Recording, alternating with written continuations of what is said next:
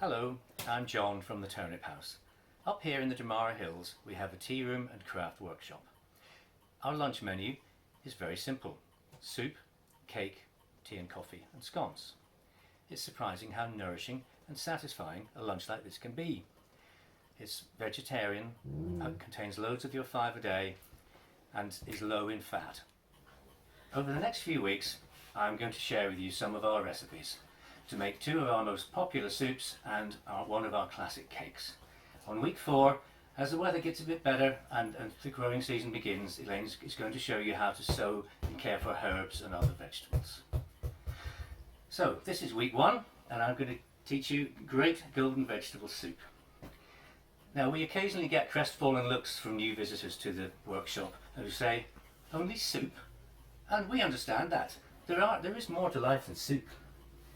But this soup wins over hearts, minds and stomachs. It's the soup that I make most often. It's very popular, one of our simple soups, but has a full, round and satisfying flavour.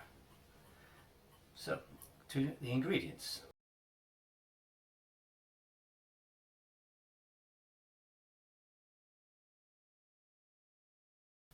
So these are the ingredients for our great golden vegetable soup.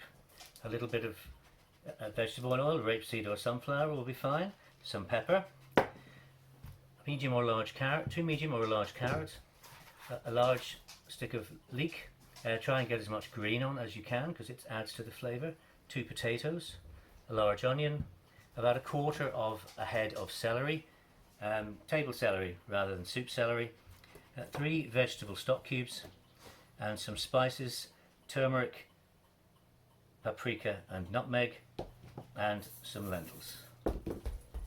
And you will need a medium-sized pot. That takes about 2 litres, which will do 4 or 5 good-sized bowls of soup. So first of all, chop the onion.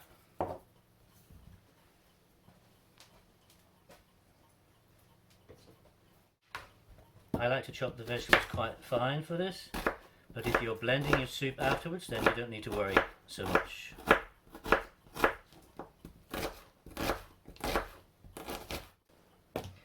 And get about a tablespoon of the oil and put it in the bottom of the pan, just enough to cover it,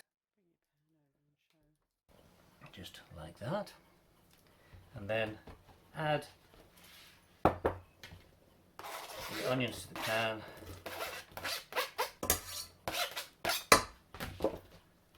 bit of black pepper, and put it on the stove on a medium heat.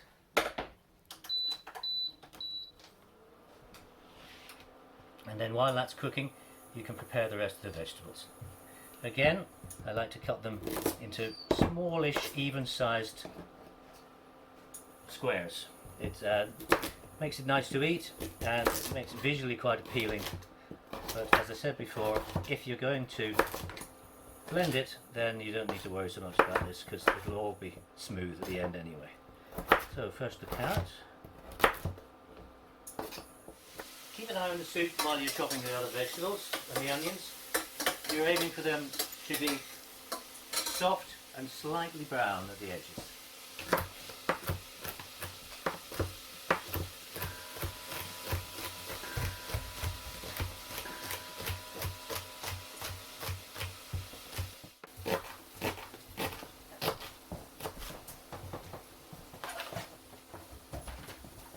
So this is the way you want the onions to be,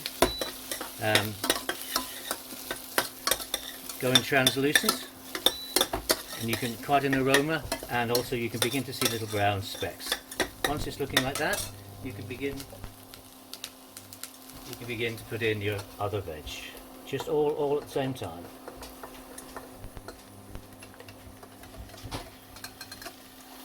As you can see, it's going to be quite a hearty soup.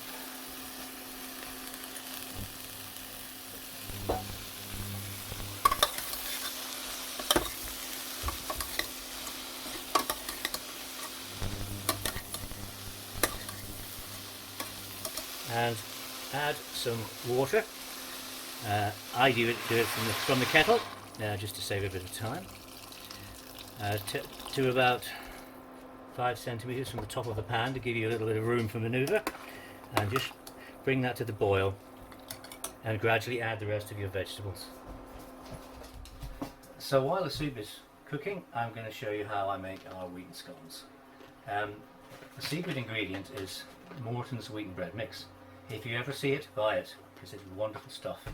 If you can't find that, then you can use soda bread flour, white soda bread flour, for white rolls, scones, or you can add a little bit of wheaten flour or something if you want. Start by putting your oven on at the hottest temperature you can, and then we do a little bit of oil on a baking tray, just to stop them from sticking.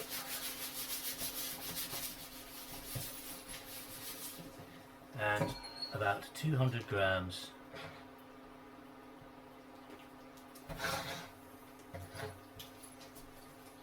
of flour.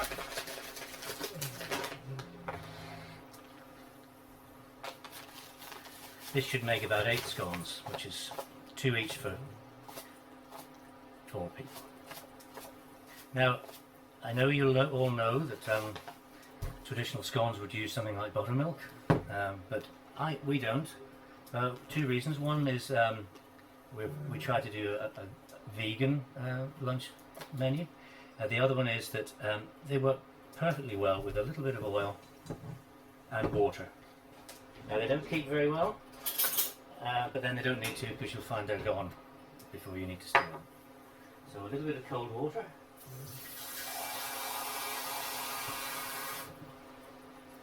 Just do it bit by bit. I don't know the volume, I just play by feel. Just put a drop of water in, stir it round until it becomes a fairly stiff paste.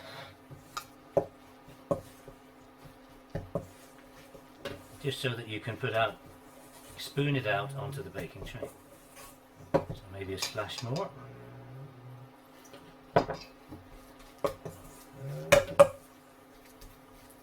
And give it a good stir around to incorporate the oil and the water evenly throughout.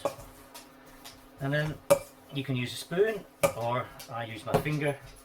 Just dollop it out into roughly equal amounts onto the baking tray. And you can make them smooth and pretty, or you can just, depending on how urgent these are in the tea room, it really depends on how neat they appear when they come out of the oven. They'll still taste as good.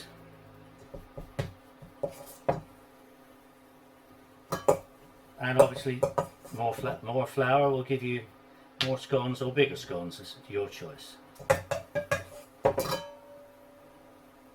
Maybe a little top up on that one. And then put them in the oven. Medium shelf for about 10 minutes. I like them to be a little bit brown, just a little bit singed at the edges. It gives them a nice strong flavour.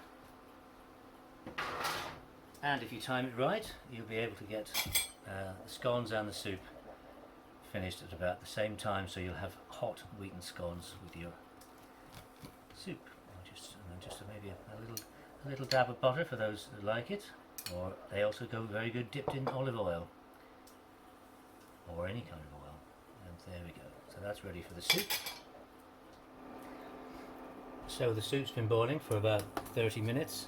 I give it a stir every so often just to check that it wasn't sticking, and you can feel that the vegetables are now quite soft. Now at this point you can either leave it as it is for a big hearty chunky soup, or you can blend it. It's good, particularly for younger people who don't necessarily like lumpy things. Blending is a good option. Now I use a hand blender, but if you don't have one of those, then trusty old potato masher will also do, and it just breaks it into small pieces. For the tea room, I tend to leave a few pieces, but obviously that's a matter of your choice, and I'll show you what it's like when it's blended.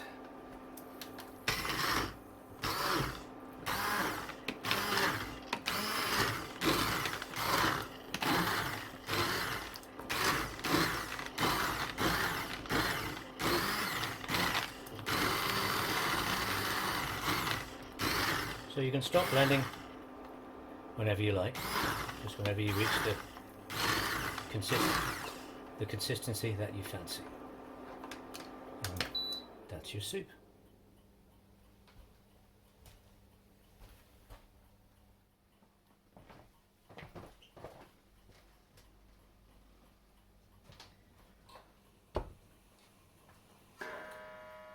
So if you want to make more soup or a thinner soup, you can just add more boiling water, or you can have it like this.